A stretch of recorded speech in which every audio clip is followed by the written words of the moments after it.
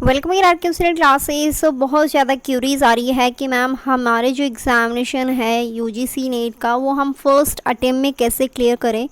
तो यहाँ पे जितने भी न्यू बच्चे हैं और जितने भी यहाँ पे जो अनसक्सेसफुल बच्चे हैं उनके लिए मैं वीडियो बनाने जा रही हूँ, जिसके लिए मैं आपको बताऊँगी कि आपको कैसे प्रिपरेशन करना है अपना।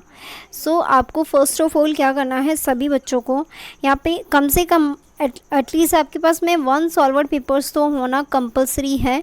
ओके, 1 सॉल्वर्ड पेपर्स अगर आपके पास में होगा तभी आप इसमें यूजीसी नेट का एग्जामिनेशन वो क्रैक कर पाओगे। फर्स्ट ऑफ ऑल ये हेल्पफुल किस में करता है, क्वेश्चंस यानी कि एमसीक्यूज़ देखने में कि आपकी एमसीक्यूज़ किस लेवल के आ रहे हैं और आपको किस लेवल की तैयारी करना है। फर्स्ट ऑफ ऑल तो ये आपका बेनिफिट हुआ सॉल्वर्ड पेपर्स का। एंड यहाँ पर हम दूसरी बात करें कि इसका और बेनिफिट क्या हो सकता है। सो फर्स्ट ऑफ ऑल जो आपकी है, आपको पता चल गया है कि एमसीक्यूज़ किस लेवल के आ रहे हैं, आपको उसी लेवल का आपको पढ़ के जाना है।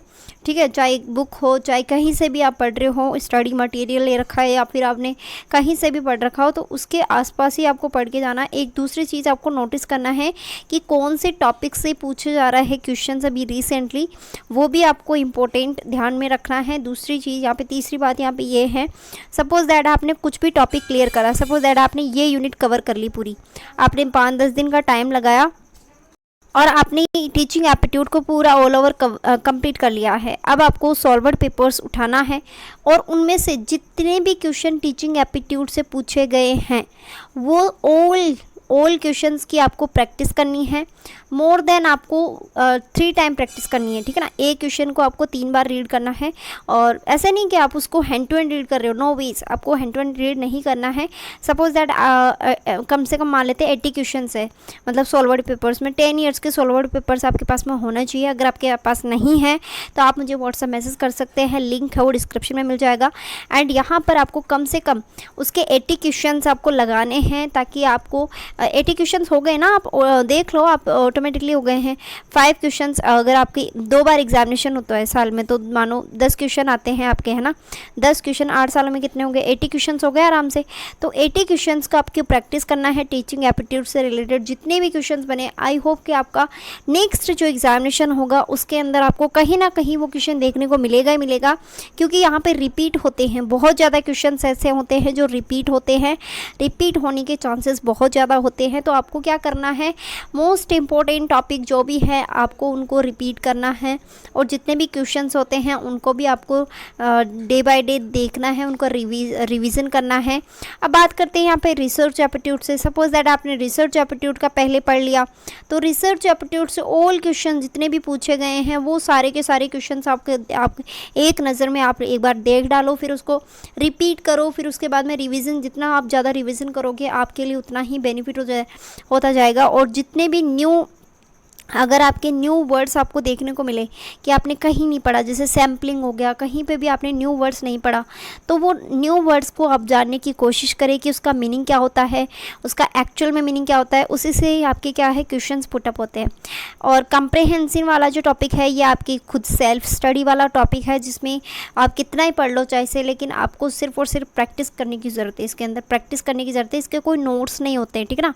और बात करें कम्युनिकेशन एक ऐसा टॉपिक है जिसमें मोस्ट इम्पॉर्टेंट टॉपिक है जो कि रिपीट होते हैं। इसके क्वेश्चंस मोस्ट इम्पॉर्टेंट है जो कि रिपीट होते हैं।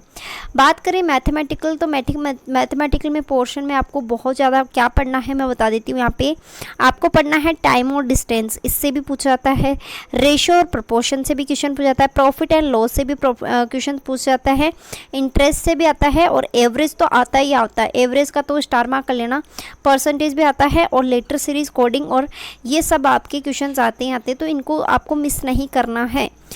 नेक्स्ट हम बात करें लॉजिकल रीजनिंग में आपको क्या पढ़ना है, इसका मीनिंग पढ़ना है लॉजिकल रीजनिंग में। एंड यहाँ पर हम बात करें कि यहाँ पे और क्या पूछा जाता है, तो देखो आपके जो लॉजिकल रीजनिंग में जैसे प्रमाण हो गया, ठीक है ना, तो ये सब आपको पढ़ना है, कितने टाइप्स के होते हैं, ये सब यहाँ से क्वेश्चन ज़्यादा पुटअप होते हैं। ठीक है ना, तो ये सब आपको पढ़ना है। इंडक्टिव और डिडक्टिव रीजनिंग क्या होती है, एनालिसिस क्या होती है, ये भी मोस्ट इंपॉर्टेंट है, ये आपको पढ़ना है। वेन डायग्राम, अभी स्पेशल वेन डायग्राम अभी बहुत कम हो गए हैं लेकिन पूछे जाते थे पहले। फैलिसीज हो गया, फैलिसीज का स्टार मार्क कर लो आपको। और जितने भी अगर आप पढ़ते हो इनको, तो उनके क्वेश्चंस लगाना बहुत ज़रूरी है, प्रैक्टिस करना बहुत ज़रूरी है। डाटा इंटरप्रिटेशन की बात कर रहे थे, अगर आप डाटा इंटरप्रिटेशन आपके पास में नहीं समझ में आ रहा है तो मैंने ऑलरेडी क्लासेस प्रोवाइड करवा दी है ऑन यूट्यूब पे, आप प्लेलिस्ट में जाके देख सकते हो। वहाँ पर 20 DI मैंने सॉल्यूशन करवाया है अभी रिसेंटली, अभी 2022 में जो पूछी गई थी और 2005 तक की जितनी भी आपकी पूछी गई है सारी की सारी मैंने DI कवर करा दी है। एंड यहाँ पे बात करें कि इंफॉर्मेशन कम्युनिकेशन टेक्नोलॉजी से इसमें क्या पढ़ना होता है, तो इसमें एब्रीवेशंस बहुत ज़्यादा पूछी जाती है, एब्रीवेशन पूछी जाती है यहाँ से, और ईमेल से पूछा जाता है, रैम और रोम से पूछा जाता है, और आपकी बहुत ज़्यादा यहाँ पे मेमोरी से पूछा जाता है क्वेश्चंस। मेमोरी है मतलब जैसे बाइट हो गया, बिट हो गया, किलोबाइट हो गया, इनसे बहुत ज़्यादा क्वेश्चंस पुटअप होते हैं, ठीक है। पीपल डेवलपमेंट, इन्वायरमेंट का topic most important, sustainable development goals most important है। जो भी आप टॉपिक्स पढ़ रहे हो प्लीज़ उनके आप MCQ ज़रूर लगाओ, आपका 100% आप टॉप करोगे, आपके 100% आपका GRF भी क्लियर होगा अगर आप इस तरीके से स्टडी करोगे तो।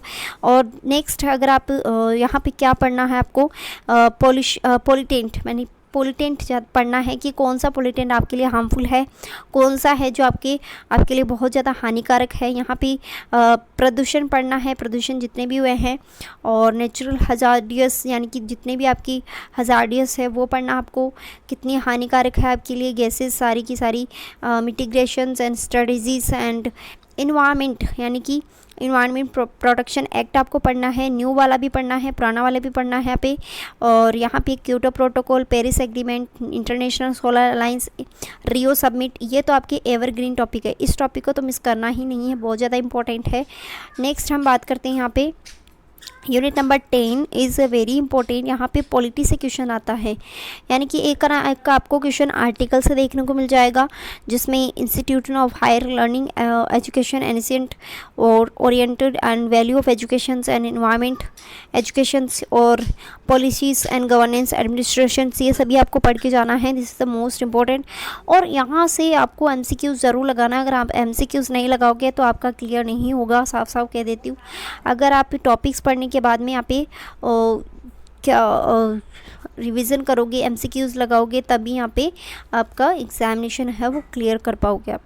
ये मैं नहीं कह रही हूँ, जितने भी बच्चे UGC नेट का क्वालिफाइंग करे हैं उनसे यहाँ पे डिस्कशन करके बता रहे हैं हम आपको। तो इसी तरीके से आप अपनी स्टडीज़ को करोगे तभी आपका UGC नेट क्लियर होगा। So if you want a notes, current affairs, solved papers, so please send message on WhatsApp पे आपको 1 डे डिस्काउंट ऑफर मिलेगा, जिसमें आपको ऑल किट बहुत ही कम प्राइस पे मिलने वाला है। Okay, so thank you so much, मिलते हैं नेक्स्ट क्लास में। एंड मैं आल्सो SSC की भी क्लासेस प्रोवाइड करवा रही हूँ, जिसमें आपको शॉर्ट वीडियोस आपको मिलने वाले हैं, जिसमें आपके जितने भी क्वेश्चंस आपके बने हैं SSC के अंदर उस पर मैं डिस्कशन करने वाली हूँ। सो मेरे शॉर्ट वीडियोस हैं उनको भी आप ज़रूर देखें, लाइक करें, शेयर करें। Thank you so much.